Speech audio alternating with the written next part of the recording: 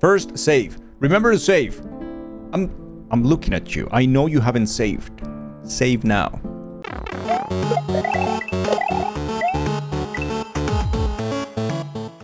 Anyways, that is how you do it. Now we can change the opacity from this menu, from the layer menu. So this menu is important. Keep an eye on it because we will be working with it in a little while. Now we're going to trace. Tracing is kind of boring, but it's the easiest part overall. You have your sketch ready. You're gonna go to a new layer. You create more for the sake of creating more layers. You will never you'll never have enough layers. It's good. It's a good thing. And we're gonna start working our way to the front, from the background to the front, right? So the first thing that we have in the background here has to be at least the head and part of the body. So let's start with the head. We're going to select any empty layer. We are going to make a group with that layer. So Control G. You're gonna create your new group. You're gonna name it head. And the first layer in this group is going to be your outlines. For Twitch, I would recommend you do these lines in black. You have to consider the thickness of the lines because you want visibility, but you also want your emote to be visible in both light themes and dark themes, because yes, there is people who use light themes on Twitch, so you have to consider that as well. We will talk about thickness as we did a little while before, but we're gonna do it again. So the thickness of your brush, you want more or less in the ballpark of internal lines being around 5 to 6 pixels, maybe 7. And the external lines, the ones that are at the edge of the drawing, the ones that go against nothing, or the lines that go between colors that separates contrasting colors, you want them to be around 10 to 11 pixels width. Now, for every single thing that we're gonna do, we're going to create a group. So it's gonna be a group for the left arm, left to you, right arm, and the head and the body. So there's gonna be a group for each one of those. And this is very important. And I'll tell you why it's very important. Because we're thinking about the future of the emote, right? The things that we're gonna do that are upcoming. And that is coloring and shading and highlights. So we're going to create then maybe we can create 4 groups. We can create head, we can create body, we can create one for right arm, and we can create one for the left arm. Now, each group has to have at least 4 layers. Trust me, this is important. This is for the painting process in the future. So you already have one in that group. Add 3 more. The first one, the one on top, is going to be your lines. The one at the bottom is going to be your base colors. The ones in between are going to be your highlights and your shadows. Highlights is on top, shadows is under. Now, these two need to be configured a little bit. So here we go. You're gonna keep the top one as normal. You're gonna keep the bottom as normal. The one, the second one, following the lines, your highlights. The first thing you're gonna do is change the type of layer from normal to screen. Screen will make lighter colors pop more. It's gonna create a contrast with the color under, and it's gonna make it brighter and lighter. So you're gonna select screen, and you want the opacity of that layer to be around 90% for your highlights. Also, one very important thing is, you see each layer has 3 little icons next to it. There is a lock, which means that you can't do anything to it as long as it's locked, just to prevent you typing or drawing on the wrong layer, which can happen, so be aware of that. The second one and the third are a little bit more complicated to explain. But basically, they are the inherited alpha and the alpha locked. Alpha is basically another way for transparency. So what you want to do here, for these 2 layers, is to inherit alpha. which means that you will only be able to paint on the things that are under it in the same group. I will explain that a little bit further. Now, for the next layer, you don't want it to be normal, you want inherited alpha, and you want, instead of normal or screen, you want it to multiply. And you want to change the opacity to around 65%. Multiply, what it does is that essentially is drawing the same color, it's painting with the same color over and over and over and over and over, which darkens the color, which takes the base color, makes it darker. It multiplies it. That's why we use it for the shadows, right? That's essentially what it does. Anyways, so that's the way you prepare your layers. So at this point, we have base colors, shadows, highlights, and lines. I will explain what the inherited alpha means once we start doing the thing. You will see. But just prepare those. So since we haven't, used them for anything, we haven't like drawn anything on top of them or anything yet, what we're gonna do is that we're just gonna select those layers. We're gonna select the three of them. We're gonna just Control C, and we're gonna come to every group in which we're going to make something, and we're gonna paste it there. Control V. Move the last one, so you make the sandwich, right? It's normal, inherited, normal. And you're gonna do the same for every group in which you plan to make something. The arm, the body, the head, whatever. Once you're ready, you're going to save your work, because it happens that sometimes the program crashes, so you want to save. That's what you want to do. So let me go here. Let me save this project before we lose it. Save your project. Save it. Time to make our lines. So let's get started. Let's start with the body, since it's pretty simple. So we're gonna, like I said, we're gonna use black for the outlines. That's what I do. Some creators like to use a darker color of the fill color for their lines. I prefer just black, but that's a matter of preference. You can do whatever you want, and that will work anyways. So let's get started. We're just gonna trace. At this point is when the work is a little bit boring, because it's essentially just tracing. We're gonna be making some changes on the fly, of course, but nothing, nothing too significant or anything like that.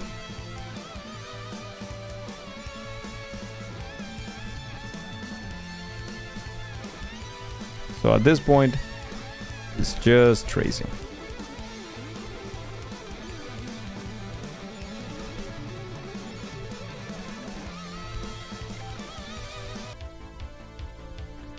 One important thing to notice is that, like I said, if you want the lines outside, the ones that touch the nothing in your emote, you want them to be thicker. I want them to be thicker for visibility purposes, essentially.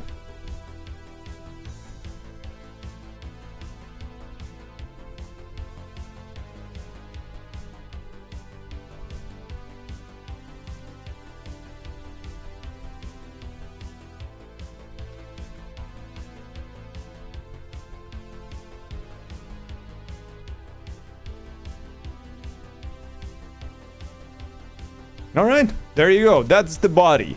That's the body that we will be using for this emote. We can start painting.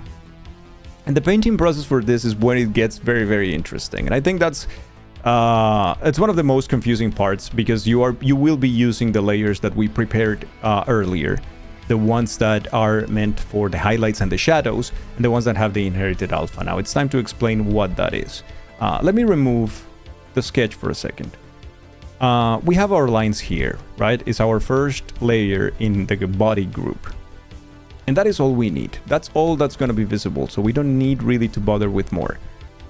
So come to the last layer, to the one at the bottom of your group, the layer at the bottom. That's going to be your base colors. So we're going to select the colors. If you already know what colors you're going to use, then perfect, as it is my case, because I've already worked on this character in the past. But if you don't, then you can try with any color. You can just see what works for you. Just try to create colors, or try to use colors that will create a good contrast for visibility on Twitch. Remember, your emotes are going to be 112 by 112. That is very, very small. So you want colors that contrast well. If your character, the skin of your character is blue in color, then don't give your character a blue hoodie. It's going to be really difficult to tell apart. It's going to be a mushy thingy there once it's complete. But create some contrast and try to play with colors. If your mascot of your channel is a black cat, don't use pure black for your character because nobody will see anything. You're going to have to sacrifice certain things. You're going to have to use a darker gray for it in order to represent that black, but don't use pure black because then it's not visible. And the same will apply for things like pure white. Just be conscious of the colors that you're using. Trial and error goes a long way, and if you're following the tutorial and if you're using your layers, then you wouldn't have too much of a bad time just changing colors in the future if you needed to. Anyways, so let's go to the last layer in the body group, the one at the bottom, our base colors. Anyways, we're gonna choose the colors. I already know the colors of this character, so I don't have to think too much about it. The hoodie is this color in the middle. That's my middle color, so we'll go here and we just paint. So you have several ways of painting. One way is that you just paint, you just come there and you just start painting every part manually. Since you're under the lines, you don't run any risk. You can do that if you want to, and that is absolutely fine. You just go and you paint. It's very therapeutic sometimes, so whatever you prefer. There's another way, and it's with the fill bucket. If you press F, you will have a bucket that will take the color and will fill the space. Now, there are two things to know about that, and is number one, it's not always perfect. Sometimes little corners will not be painted. So you're gonna have to make sure to go to the corners, maybe complete the job there a little bit, and then you will be safe. And number two, the bucket will only paint on closed areas. If you try to use it here, it will paint the entire canvas, and you will be, why is it painting the entire, why is it bleeding outside of the area that I want to paint? And it's because the area is open. So what you need to do first is you need to close the area. So just use a line to close the area, and then you can paint on it. And as you can see, this area is not painted, so you just want to use your brush. And that is essentially how you paint with the bucket. It saves time really fast, and is really good, and it will make you conscious of the lines and the gaps and how it bleeds or doesn't. So yeah. Can you import or export coloring palettes in this program? Yes, you can. Yes, you can create your own palettes. You can, it's right here. You can create your own palette. You can move them around. You can change it. You can go between projects, pick a color, come back to another project, and use it there, and it still be selected. So like I said, these are the base colors. We're just going to use this for the sake of speed. We're going to paint all the little corners. Everything seems fine. We're going to come here back again, and we're going to select the base color of the skin. We're probably going to have to close this gap right there. And that's about it. So you have your base colors now, right? And you're looking at them and you're just like, they look a little flat. And yes, they do. So what you need to do is think about highlights and shadows. And that is why we have the other two layers prepared already. Remember, the one on the top is screen layer, 90% opacity. The one at the bottom is a multiply layer with 65% opacity. And here's where the inherited alpha comes to play. I'm going to show you how it works by deselecting the inherited alpha, turning it off. Let's say that I want to make a shadow for the neck. So I select this, the color of the neck is the same color. Since this is multiply, it's going to multiply that color and give me a new layer with a stronger, darker color. So I can paint something like this. It works as a color of shadow for the neck. It's the same tone, it's just darker. I mean, it's the same color, but just darker tone. If the inherited alpha is off,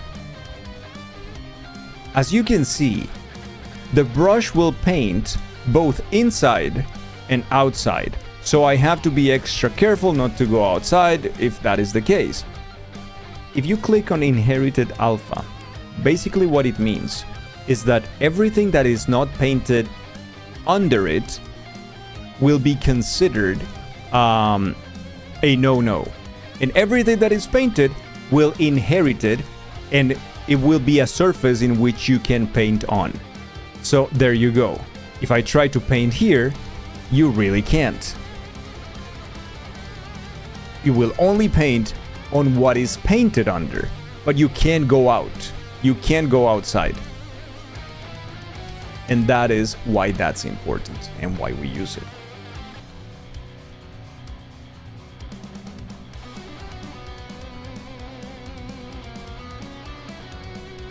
Right?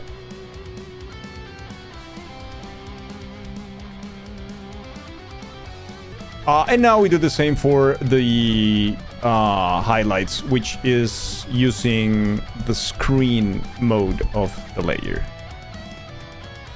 Which, as you can see, offers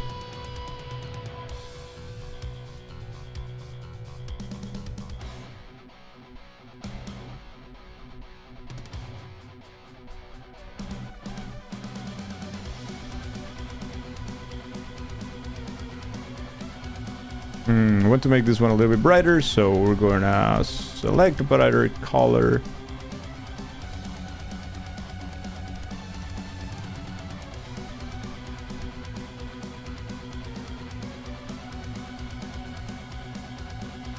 The gray line in the hood is bugging you.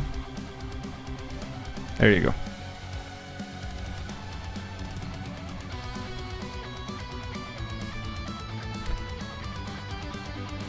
And there you go. That is essentially what you do. That's the body. Time to work on the head. So we're going to remove the arms here because we need the head as it is. And it's time to work on the head.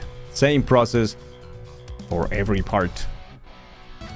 So these lines need to be thicker since it's going to be out. However, we can always make him thicker afterwards, so that's not a big deal. Like I said, you have to be careful with your lines, but also you want to take as long as you need to make the line that you want. Don't take the first line that you made, just try a lot. It's part of the thing, like, you don't have to get it first try. That's not what it's about. It's not a competition. Take your time, it's fine. If it takes you long, but you're getting good practice, then you are winning. Because at the beginning, all you need is practice. Crappy lines are also a style, like all of that. It's all valid. So remember, be kind to yourselves. Keep trying. Keep making the lines. Keep working on them. And the more you practice, then the better. All right, so I think this kind of works. Now let's take a look at it, because this is also something that matters. You want to take a look at it without the sketch in the background, so you know if your lines are looking good, if there's anything you want to change, stuff like that. What I like to use when I'm tracing is actually the dynamic brush. It's right here. It's 4 spots under your regular brush. And these are my settings. I use 0.18 mass. Anyways, let's paint this guy. Let's paint on this guy. Now remember, we're going to use the bucket for things that we know for sure that are closed, like this. And it's gonna be just perfect. So that's what we're gonna do. We're just gonna be working on the closed things. So we're gonna use some white for the parts of the eyes right here. I'm gonna use some of this color that we have here. That is the main color of the hair for him. So it's that, and that. I'm gonna be using the hat color, which is this one, for this and this. And now we're gonna take colors from our reference for here and here. And we have a second reference. That's the one that people posted in the Discord for the tongue. I think I'm gonna take that one as a reference as well. I think it's in memes. I kind of like those colors. They're very subdued. Very subdued. So I think we're gonna be using this one for this, and then this one for the background.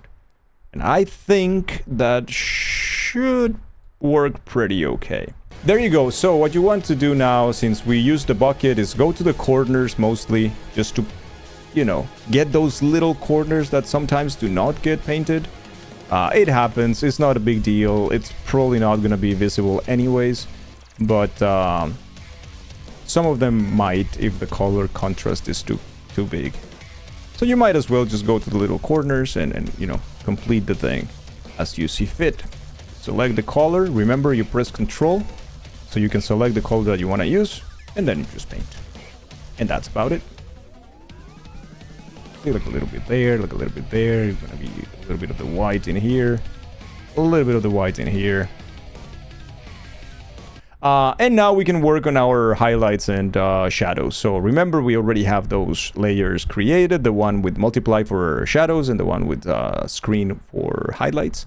So just go to that, alpha inherited, and we're going to add some of the shading now.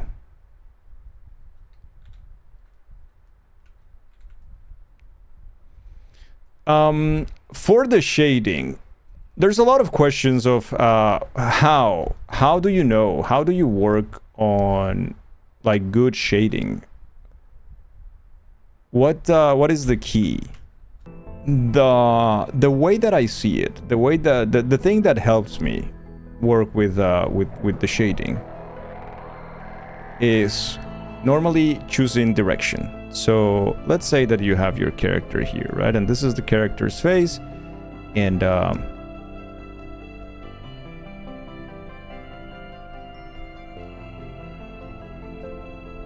this is the character's body.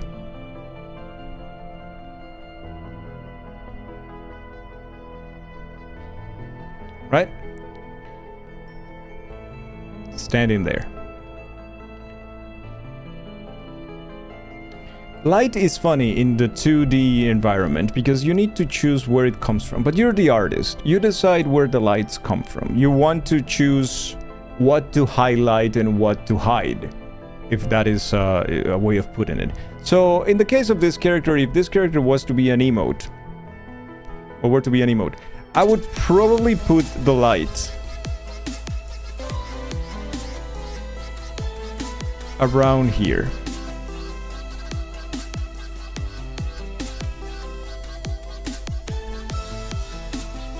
Right? So the light will come in this direction towards the character, which means that usually this whole area is probably gonna receive more light than the rest, right? And that's more or less how I would do the shading. So this part is at the back, so it doesn't get that light. This is probably also on the back of the character, so it doesn't get that much light. This is also shadow. This probably has a little bit of shadow here since it's the arm, but the rest gets some light and some highlights, right? So I will probably do some highlights here, and probably some highlights here, and probably in the arm on this side, maybe even a little bit here, and definitely something here, right? Because the light's coming in this direction, like it's bathing the character from this direction.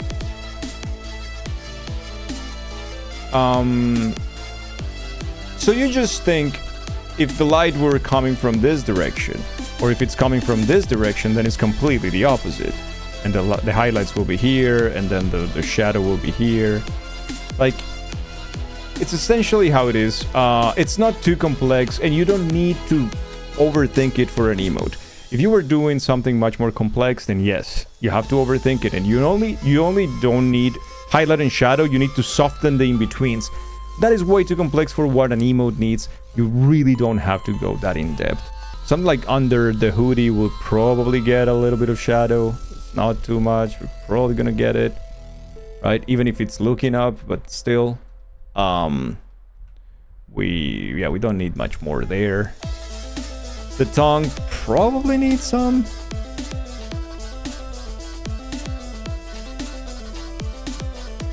Or something like that will be good. Even, you know, even something like this, I think it will be better.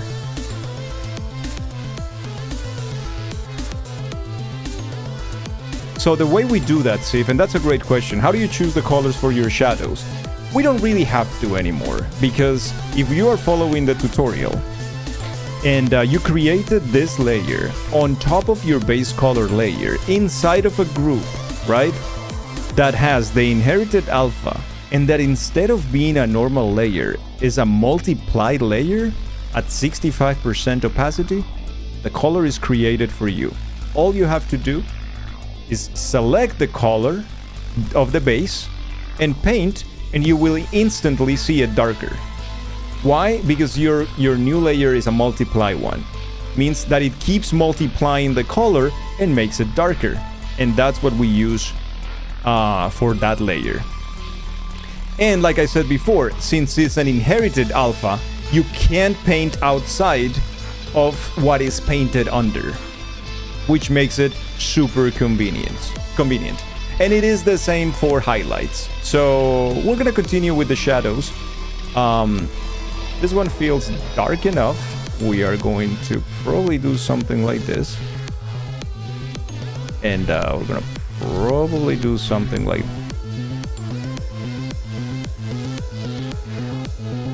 this. And that's gonna be enough for us. I'm gonna paint the hair probably as much as possible there. Little line for it.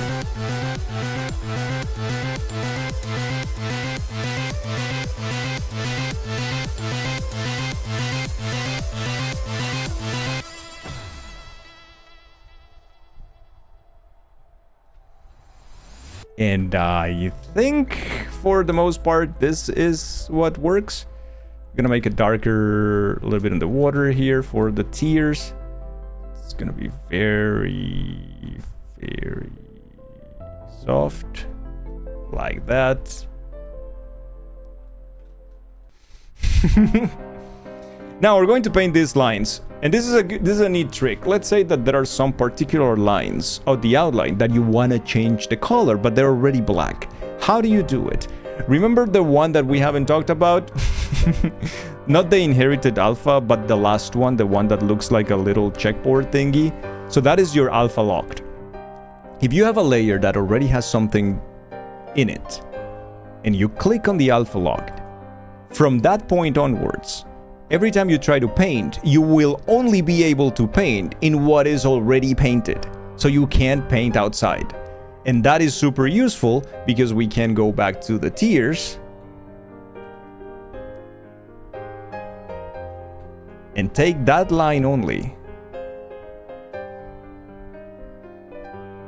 And as you can see, I can go over and paint over that line.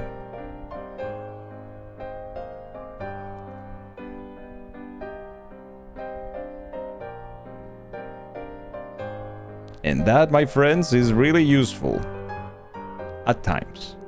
This is a special case.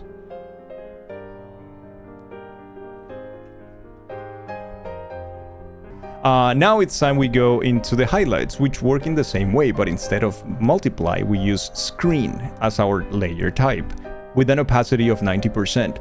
I will show you why we choose these percentages. Like in the case of the height and the shadows, I use multiply 65. Look at what happens if I go multiply 100. It is increasingly darker, and sometimes way too dark. If the opacity is 27, that is super soft. I found 65 to be the best number for emotes on Twitch. I think it's a good compromise. I think it works well. And I choose 90% with screen because of the same reason, but these ones are highlights, so you do want them to look, you know, pretty bright. Ow.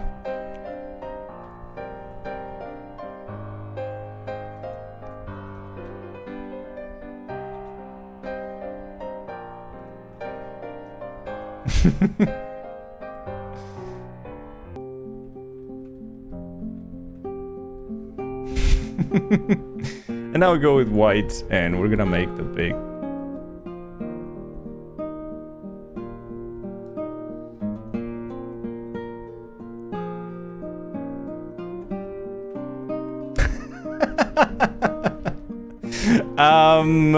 Okay, so I mean, I think this is great. I do think this is fantastic. Look good with the body.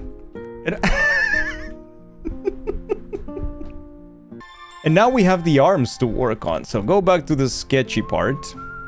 There's also like things that I would normally do. The eyes of my characters are usually also have like a darker thing here. Which I think helps. They will be more complex as well. They'll probably have like something like this and you know, something like that. I wonder if it helps us with this one, but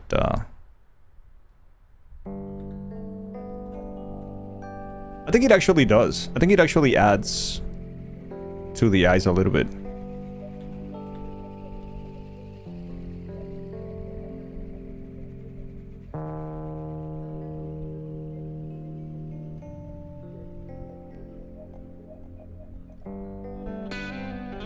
Yeah, make them a little bit less flat, because first of all, that's not necessarily my style, and it's just emoji style. So I will add like a little bit more of a thing there. Time to go to the arm. Right arm, which is this one, which actually we will see that in a bit, but that's important for the location, the positioning of our layers.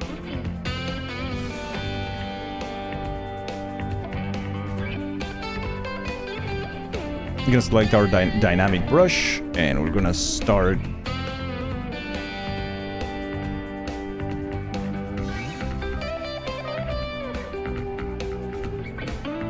just tracing.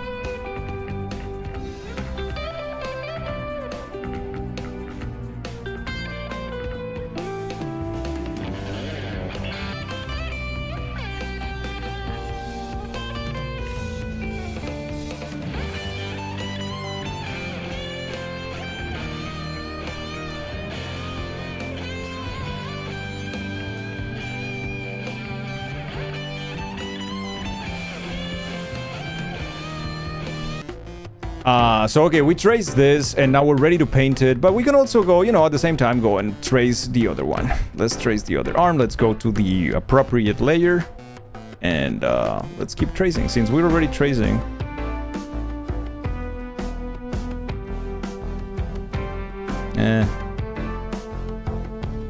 Remember, try to make lines with your whole arm, not just with your wrist. You don't want to use only your wrist.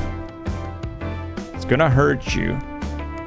It's unnecessary, and your lines are gonna be limited. Very limited. So just go with your whole wrist, with your whole arm, sorry.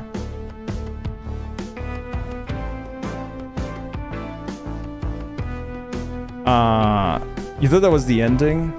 They're not the same. They're very similar, but they're not the same. It's the same song, like I said, but not the same instruments. What is that circle interface you show once in a while? Oh, that's a good question. That is something that comes with my tablet. And it triggers because I press a button that I don't want to press. It's not intentional, that's why I'm just ignoring it. But it's something that my tablet has as well, that Krita also has. You just can get like a second menu for all your shortcuts and things like that. I just don't use those shortcuts, because like I said at the beginning of the tutorial, is I want this to be a tutorial for everybody who is using like the resources that are as default. I don't want anyone to, oh, I don't have the tablet that he has, so I can't make what he makes. So that's why I'm using none of the things that my tablet has and all of the default settings. So people can, even if they're not using a tablet but just a mouse, they can also follow. That's perfect. So we have the two arms, and now we can go here to the sketches, and then we don't want to see them again, and it's time to paint. we already know what to do. Let's start with the arm on the left and let's start painting. So we need the hoodie collar, so this one, and we're going to just paint like that. Use the same on the other hoodie arm. Now we need the skin color. Come back there. Paint it in both arms, both of the layers. We're essentially ready. Something like that. And something like that. That works pretty well.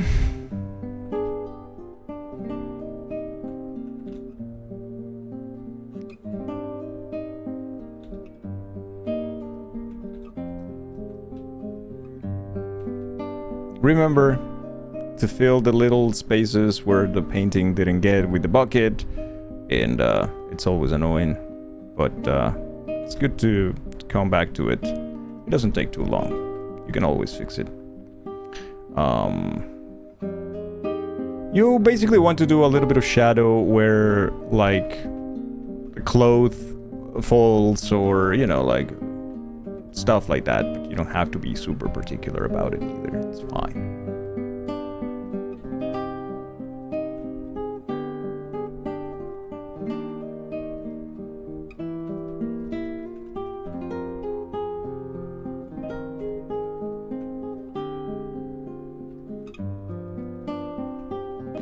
But this is a perfect moment to check what the difference is and what is the actual impact of going through the work of highlights and shadows.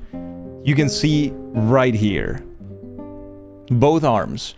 The one on the left has everything already, the highlights and the shadows. The one on the right has nothing, just the flat base colors. And you can see how different they are. It really adds a lot to the emote.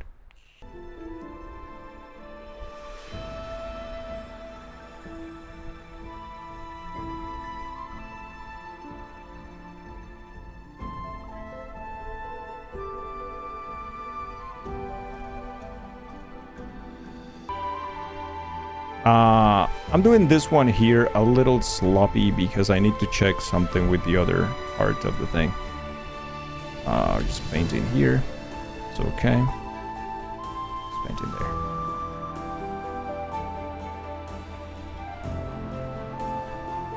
Alright.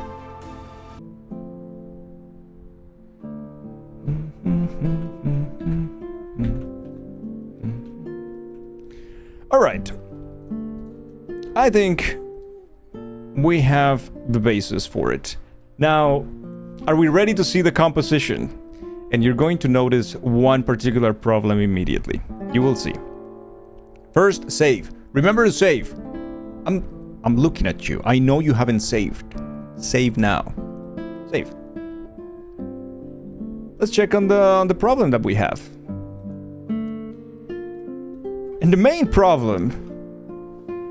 Alright, so two main problems. Problem number one, the right arm, or the arm on the right, is over the head. We don't want that. Second problem is, it's not complete. So we need to fix that. How do you fix that, you say? I hear you saying, but Dangil, how do you fix this? And I will tell you, easy. Remember why we group things? We group things so we can move them together. So we're gonna take the right arm, or the one on the right, and we are just slowly drag it under everything. We're just gonna put it at the bottom.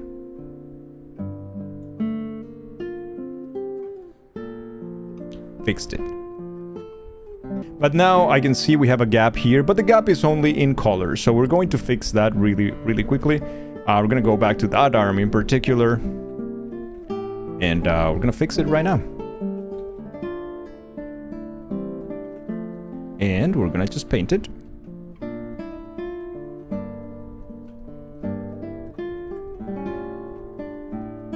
And our emote is basically done. Alright, and I think, chat, that is, we're gonna remove the background, come to the background, just remove visibility, and that's your emote. That's it, it's done. If you wouldn't, there's nothing else that needs to be done. Now, Another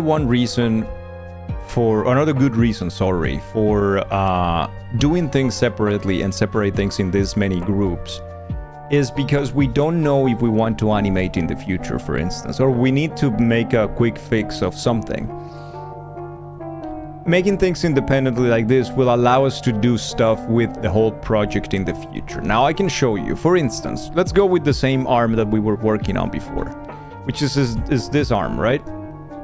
What do you want to do with that arm if you, let's say you had to animate? You probably want to move it, and you could. So what you can do is just like move your pivot to where the shoulder should be, and at this point you could potentially start moving the arm, in which case you will have to paint more of it. You will have to complete the arm, but at least the arm is separate now. If you don't want to see those arms in the emote, then all you have to do is this, and then there is no more arm. So it's a good idea. If the head needs to be bigger, then you can go to the head and you can make it bigger if you wanted to, right? If you make the whole group bigger, then this is what you get.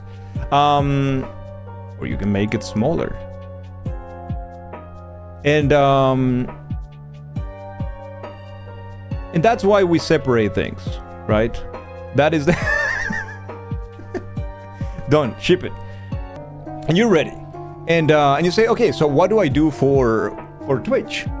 I want to upload this on Twitch. If you remember correctly, if you've been following the tutorial, we started with a canvas of 600 by 600, which Twitch will take and will resize.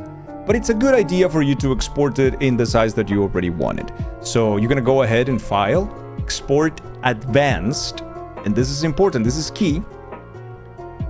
You're gonna go to export advanced. Let me go to my commissions right here. Composer, no. So you're gonna come here. This is what you're gonna see. And we're gonna export it as a PNG.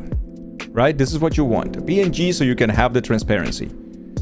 So you're gonna save, and you're gonna get this window if you did export advanced, which will allow you to resize. First of all, in the options, you want no compression. Okay? You want this to keep the colors that you use, otherwise it's gonna be blurry and mushy and awful. Come to resize, and here you're gonna choose the new size. I recommend you saving your emotes at 300 by 300, pretty much. It's gonna constrain the proportions, and it's gonna keep like just the perfect quality. So when you export to Twitch, you're not gonna lose anything, but also you're not gonna compress a lot. And yeah, that's it, you're done. If you ever want to play a little bit with visibility, because there's something in your emote that you can't see, there's something in your emote that is confusing. The first culprit is usually lines. So come to your lines and see if they are too thin and the color is not contrasting enough. For instance, these two colors, they contrast very well, so we don't need to make big changes. But if we use a lighter tone here that is closer to this one, it's gonna be really hard to see, right? So think about those things. Think about the thickness of the lines as well when you're separating colors that contrast well, but especially on those that don't. So check for that thickness of the line. And ultimately, if your emote doesn't look good and if it's still very confusing, think about changing all the colors, but also think about reducing the amount of detail. You don't need that much detail. There are emotes that are incredibly overloaded with detail that look fantastic as a big picture, but they don't look good as an emote. So think about just reducing detail. You know, trimming the fat, just like taking things out. It's fine. You don't need every single little line. You don't need every single expression. You don't need every single wrinkle, because it's not going to be really seen and it's not going to bring anything to the emote, but it's going to make it more difficult for people to read it. Hope you guys enjoyed it. Hope you guys enjoyed the tutorial. And yeah, this is it. We're done with one commission down.